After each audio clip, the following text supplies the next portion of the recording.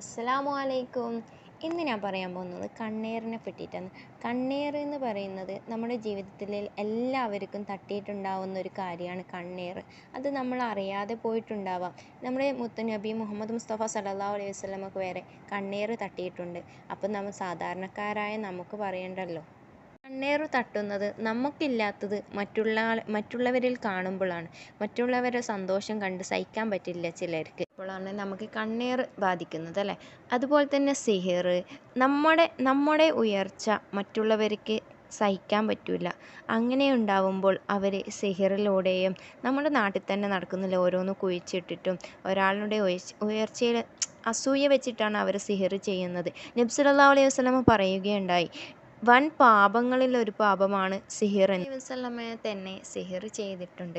സിഹിർ ചെയ്യുന്നവൻ്റെ ഈമാൻ നഷ്ടപ്പെടും. സിഹിർ ചെയ്യുന്നവൻ നമ്മൾ ഇസ്ലാമിൽ നിന്ന് പുറത്തു പോകും. ഈ സിഹിർ, കണ്ണേർ ഇതൊന്നും ബാധിക്കാതിരിക്കാനുള്ള ഒരു ദുആ പറഞ്ഞത്.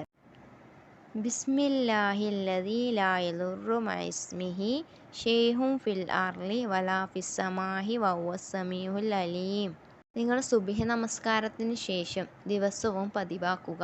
കണ്ണീർ സിഹിർ മരണത്തിൽ നിന്ന് രക്ഷ നേടും. സല്ലല്ലാഹു അലൈഹി വസല്ലമ പതിവാക്കുന്ന ദിക്ർ കൂടി പറയാം. നബി സല്ലല്ലാഹു അലൈഹി വസല്ലമ പറഞ്ഞിട്ടുള്ളത് ജിബ്രീലിൻ്റെ മന്ത്രം എന്നാണ്. ഈ ഒരു ദിക്ർ നിങ്ങൾ 3 വട്ടം മന്ത്രിച്ചാൽ പെട്ടെന്ന് ശിഫയാവും. സിഹിർ മാറണ കണ്ണീറിൽ നിന്നും അസൂയയിൽ നിന്നും എല്ലാത്തിൽ നിന്നും നിങ്ങൾക്ക് രക്ഷ നേടാം. അതുപോലെ തന്നെ ഈ ദിക്ർ ചൊല്ലേണ്ട സമയം നമ്മളൊരു സന്തോഷ വാർത്ത, നമുക്ക് സന്തോഷമുള്ള ഒരു വാർത്ത മറ്റുള്ളവരിലേക്ക് അറിയിക്കാൻ പോവുകയാണെങ്കിൽ നിങ്ങൾ വീട്ടിൽ നിന്ന് ഇറങ്ങുമ്പോൾ തന്നെ ബിസ്മിയും അതുപോലെ തന്നെ തവക്കൽതു അലല്ലാഹ് എന്ന് പറഞ്ഞുകൊണ്ട് വീട്ടിൽ നിന്ന് ഇറങ്ങുക. അതിനുശേഷം ഈ ദിക്ർ ചൊല്ലിയതിന് ശേഷം നിങ്ങൾ പറയുകയും അതുപോലെ തന്നെ തിരിച്ചു വരുമ്പോഴും ഈ ദിക്ർ ചൊല്ലുക. അതേപോലെ തന്നെ സുബ്ഹി നമസ്കാരത്തിന് ശേഷം സൂറത്തുൽ ഇഖ്ലാസ് ഓതി ദുആ ചെയ്യുക. ഔദു ബികലിമാത്തില്ലാഹി താമത്തി മിൻ കുല്ലി ശൈത്വാനിൻ വഹാമ വമിൻ കുല്ലി ഐനിൻ ലാമ മാഷാ അല്ലാഹു ലാ ഖുവത ഇല്ലാ ബില്ലാഹ്.